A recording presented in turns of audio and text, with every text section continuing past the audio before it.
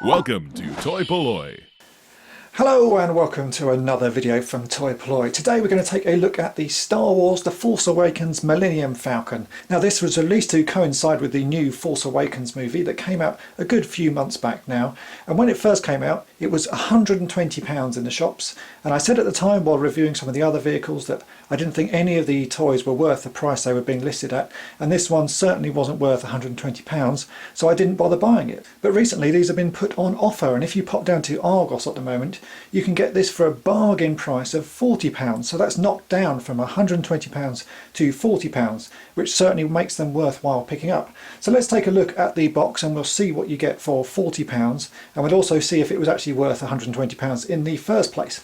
So as you can see here we have the box Falcon. It looks pretty good. The box is fairly large and it's pretty heavy as well. You do get, it's quite a weight, the toy inside it. What you get of course is the Falcon with this really weird missile launching thing on the top of it. It also comes with three figures. You get Finn in his Jakku sort of outfit, you get a BB-8 and you get Chewbacca. Now the thing that's already a little bit sort of annoyed me that on this box is for £120 you don't even get batteries. For £40 that's alright, but for £120 that would be really annoying if you spent all of that money and it doesn't even include batteries. If we take a look at the back of the box, it gives you a little bit more detail about what's inside it. So you can see the Falcon. Falcon doesn't actually look too bad, and it shows you the three figures and also the bits and bobs that the ship does. It's obviously got some sound effects and some missiles that fire. So let's go ahead and open this box and we'll see what's inside it. Let's take a look at the three figures that come in with the Falcon pack. As you can see here we have a little BB-8 droid. This isn't too bad. The detailing on it is pretty nice. There's a fair amount of sculpting going on there that's pretty reasonable. The paint application again is not too bad compared with some of the Force Awakens figures. The only thing I don't really like about it is the movement of the head, which seems a little bit pointless. You can rotate it forwards and backwards, but you can clearly see there's a big hole in the top of it where the peg is. Obviously you can rotate the head around, and it's got a sort of flat section on the bottom so that he always stays upright. It's not the worst figure, but it's certainly not the best figure. The version of Finn, again, I have to say this isn't too bad. The sculpt is pretty nice. The face actually does look like Finn, and the little jacket and stuff are pretty well done. They're actually a separate layer, the jacket, so it sort of works quite nicely. And he comes with this little sort of headset and pack which clips onto the belt that goes through there. That's quite nice. Again, this guy comes with a gun. Yeah, not too bad. The sculpt is a little bit sort of basic on the gun, but actually that's not a bad figure. It seems to work quite well, but as you'll see later on in the review that these figures don't really fit that well inside the Falcon itself. And finally, if I can stand up Finn, we have Chewbacca. I have to say this is probably the weakest figure in the pack. The sculpt is pretty nice. It's not one of the worst sort of Chewies I've seen, but it's certainly not one of the better ones. It comes with a gun, his crossbow thing there. Again, he's got the headset on. There's nowhere really for that headset to sort of sit. Oh, I see, actually it's supposed to clip onto the belt. Oh yeah, that makes more sense. But I don't think the face is particularly good. He's a little bit cross-eyed, and there's certainly been better versions of him, but really all of the sort of modern Force Awakens figures are a little bit sort of underwhelming. I do quite like the fact that these are all old-fashioned sort of amounts of articulation, so it sort of rotate at the hips, rotate at the shoulders there. This Chewbacca you can't rotate the head, there's no way for that to rotate, but on things like Finn you can rotate them. Overall I think the figures in the pack aren't too bad. They're certainly not the worst part of this Falcon set. So here's the Falcon outside the box. It actually looks quite nice. The sculpt is pretty good. It's got lots of detailing on it, and you can see that the paintwork is pretty reasonable as well. There's quite a lot of sort of detailing and burn marks over these little panels on the back, and quite a lot of little bits all over the place. I haven't actually stuck the stickers on yet because I didn't think it was particularly necessary to do so to do this review, but overall it looks quite nice. There are though a few instantly sort of obvious flaws with it, which is mainly this stupid sort of mechanism that they've added in here for firing missiles, and this pop-up thing here. The missiles for this part are hidden in these little side bits here. That's quite nice. At least they're sort of hidden away, and you don't have to have them on the show all the time. There's another one this side as well, but again this one doesn't have a missile in it. There's just one missile given to you with the toy, which seems a little bit on the stingy side. I thought maybe I'd missed something, but no, there is only one missile. Oh no, maybe not. There's another one.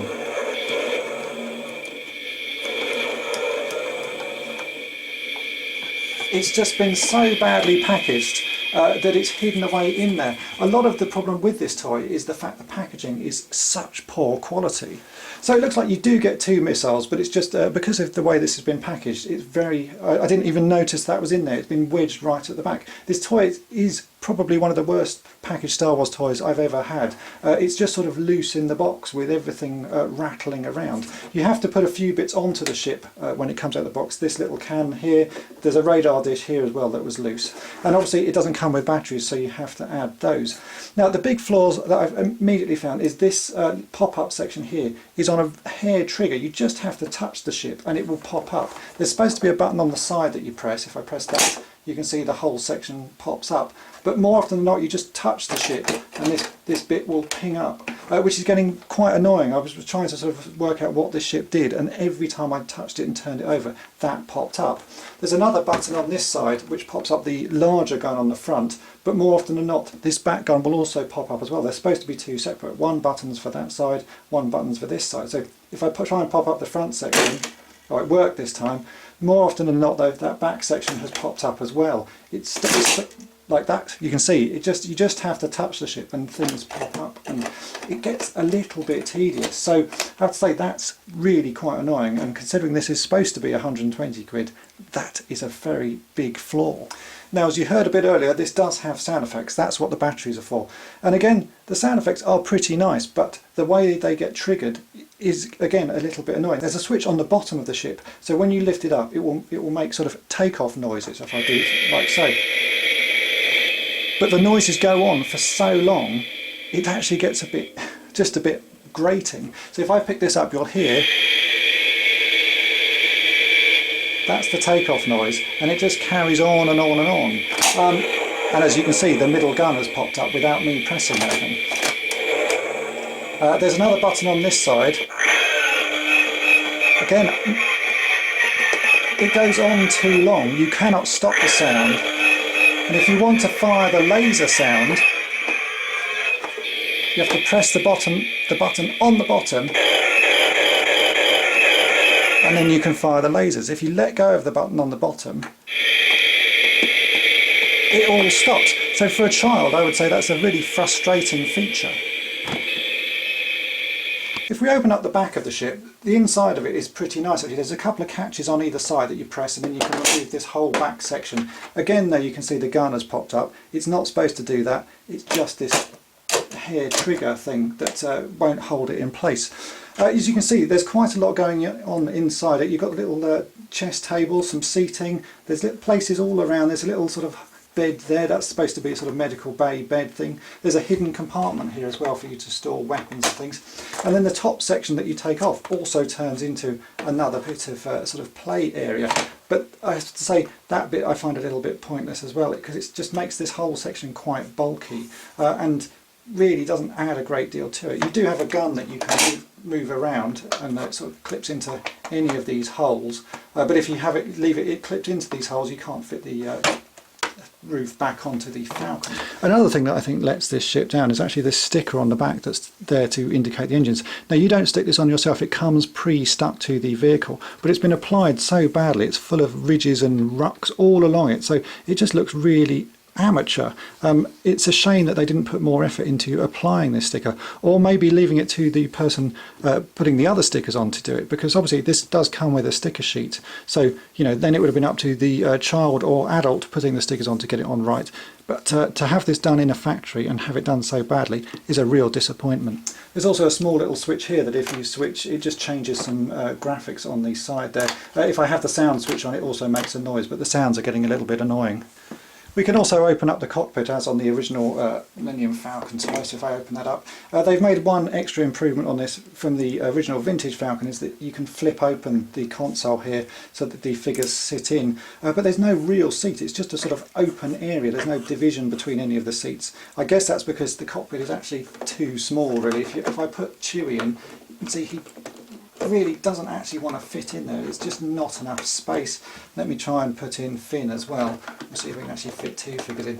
And really, you can't. They've made this whole cockpit too small, and it just looks a bit stupid by the time you get the figures in. If we shut that up, like so. It does look quite nice when it's closed, but with the figures in, it is a little bit of a joke. They're just too big for this sort of small size cockpit. I've turned the Falcon over now so you can see the underside there. This is the switch mechanism that makes these sounds activate. As you can see, there's no landing gear or anything that pulls out, so unlike the original Kenner Falcon, it just has to stay as it is. There's no legs or anything. I think that's a little bit of a shame, because the fact that you could pull the legs out on the Kenner Falcon made it quite nice for landing. It looked quite good with the legs up, and having, you know, when you went to fly it as well, put the legs down, it looked great. The new radar dish is really what differentiates this from any sort of vintage Falcon, and you can rotate this. It is pretty hard to rotate, and the first time I rotated it, it's done it again. The actual radar dish sort of falls apart. Again, it's sort of made of such flimsy plastic. You can see that it just sort of breaks a bit. I don't really know why it's doing that. So again, everything about this toy is a little bit too cheap. And the gun emplacements that sort of pop up on the top of the vehicle, I'm not really sure what they're supposed to be representative of. Obviously there's supposed to be space here in the top. You can flip that section open and a figure can sit inside it. I've put Chewie in there so you can see that he sort of looks like he's doing something, but really it doesn't do a great deal. It doesn't, these missiles don't fire.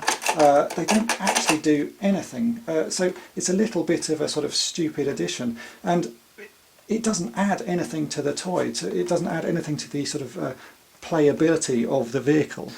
If we look at closer detail on the pop-up cockpit, you can see there's a light in there, and if I press the sort of firing button on the side, you can hear and see that it lights up and flashes.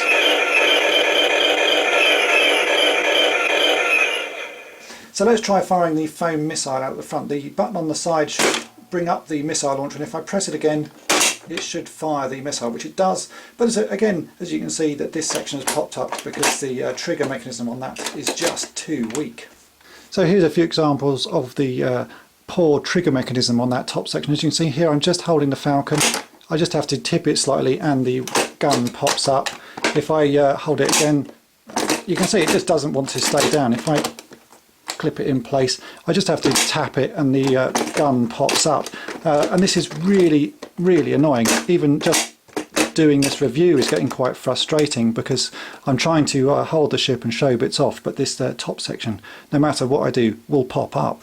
Overall, this toy does look really nice, but I think Hasbro's dropped the ball on its sort of quality assurance on all of the toys that they've produced for The Force Awakens, and this one suffers from much the same problems as the X-Wing and TIE Fighters that I've previously reviewed. It's just been too cheaply produced and rushed through, and they've not checked things. The fact that this middle section is so delicate and just goes off every time I touch it really starts to frustrate me. If I just tap the ship, you can see that the guns fly out, and they shouldn't do that. They should be held in place the whole time. It starts to sort of detract from the rest of the toy.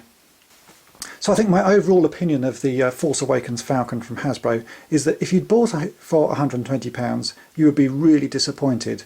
I picked this up for £40, which is a third of the original cost, and I would say even £40 is probably too much for this vehicle. There's too many flaws in it. They've cut costs and cut corners in so many areas that the quality of the final product is just not good enough.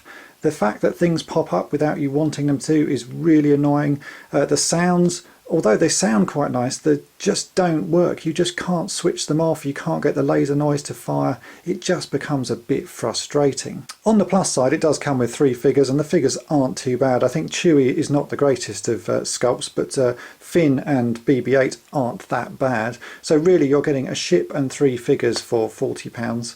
Overall though, I do think that it isn't a great vehicle, and if I bought this for a child, I think they would have played with it for 10 or 15 minutes and found it so frustrating that they wouldn't have played with it again. And I think that's my review of pretty much all of Hasbro's efforts on the Force Awakens. I think the trigger mechanism on the midsection can be fixed, so I will probably do a video in future of how that can be improved, because it just looks like it's not been implemented properly, and with some minor modifications I reckon that can be fixed. The only problem being that it's a big ship, and getting inside it to fix that one tiny mechanism could be quite an awkward prospect, but I'm sure it can be done. So there we have it. That's my review of the Force Awakens Millenium Falcon from Hasbro. Is it worth £120? No. Is it worth £40? I'd leave that up to you, but I would say probably not. Stick with the vintage one. It's so much better. So I hope that's been of interest, and thanks for watching. Thanks for watching Toy-Polloi. Subscribe for more great videos. You can also follow toy-polloi on Twitter and Facebook.